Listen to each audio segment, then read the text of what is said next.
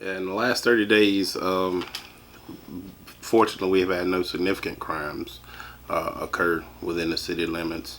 But we had one burglary of a local convenience store that resulted in the arrest of a juvenile.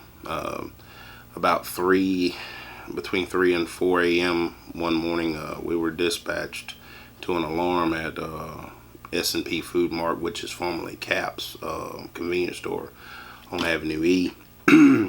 Upon officers' arrival, they realized that the store had been burglarized through a window. It was opened, and the suspect gained entry to the place. After reviewing the video surveillance footage of the store, we were able to identify the suspect as a juvenile, one of our local juveniles. And then around 9 a.m. he was taken into custody and sent to the juvenile justice system.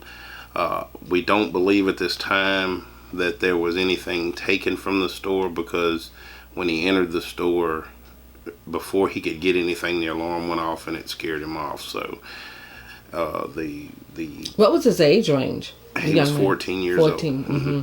Certainly, it goes back to the fact that we need something for our young people to do. Chief, you was at the last meeting when Councilman Hook Finn had on the agenda some of the issues that they had with juveniles after hours, after curfew. Yeah, and the thing is the juvenile system period is in a bind with the closing of some facilities in the past. And don't you think they hear that when we say, absolutely. They hear absolutely. it. So, okay, if I know that they're in a bond, then I'm going to create more crimes. That's right.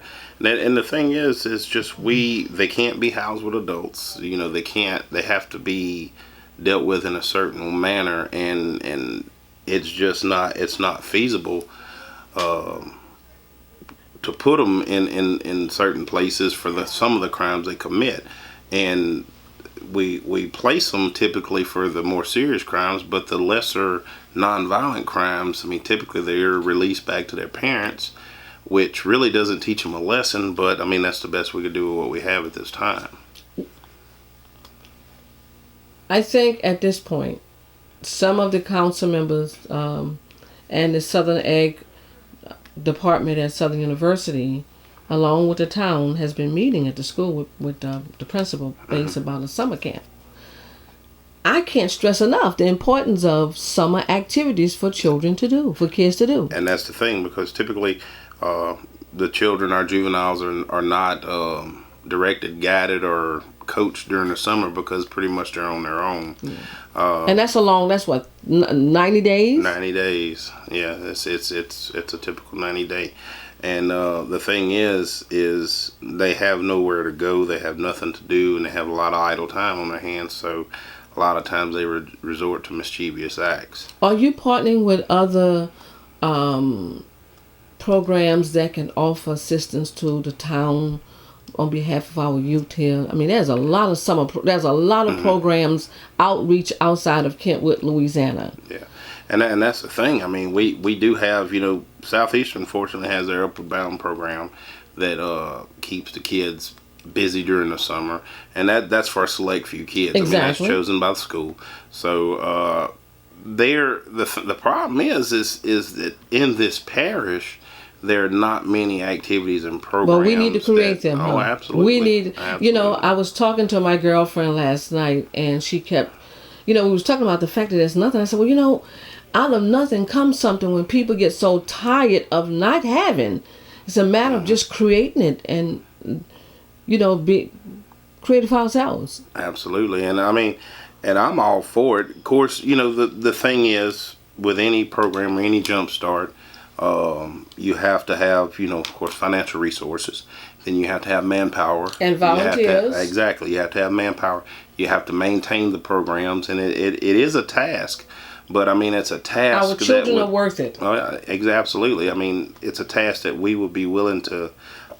would be willing to, get into, if possible. But, it's just, someone has to formulate it. And it has to be a campaign now that we know that the juvenile detention centers, but certainly I'm all for community enrichment centers. Yeah. Because I believe if we have the community enrichment centers, it would really offset children having to go to the detention centers. Oh yeah, absolutely. I mean, I wouldn't say it's the number one problem, but it's the number one headache because, as I said before, typically our juveniles they don't create or commit the violent crimes, but it's the curfew violations and the trespass and the mischievous acts that which they is do. Sometimes criminal. Yeah, well, I mean, all of them's criminal, but what I'm saying is we don't have the juveniles committing murder and rape and stuff such as that, but we do have them creating and committing those curfew violations and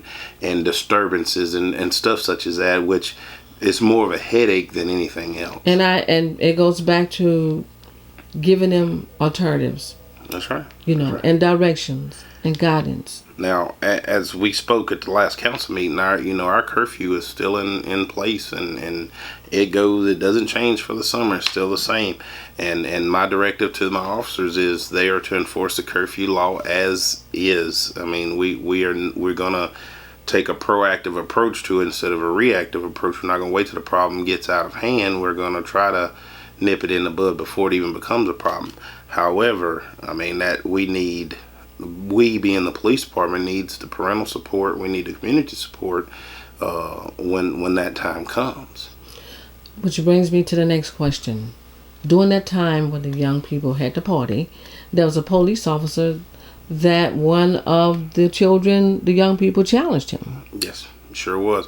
And that should be zero tolerance. Oh, absolutely. And that subject was arrested and brought to the police department, and he will face, our city magistrate in the upcoming court date for that charge.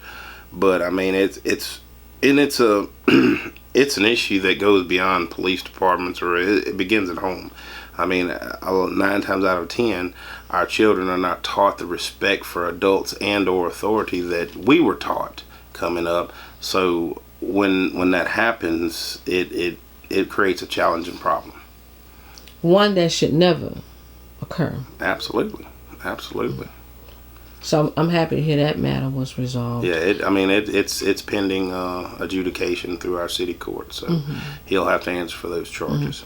And before closing out on this segment, as always, if there's a crime, what would you tell the citizens of Kentwood to do? Well, like I said before, I've adopted the state police's motto on that: if you see something, say something. If you see something occurring, call the police department. Our number is 985-229-6305. Or in all emergency situations, absolutely call 911. And you don't have to leave your name or anything. You can remain anonymous. And as the police chief and the head of this police department, we will strive to make sure that you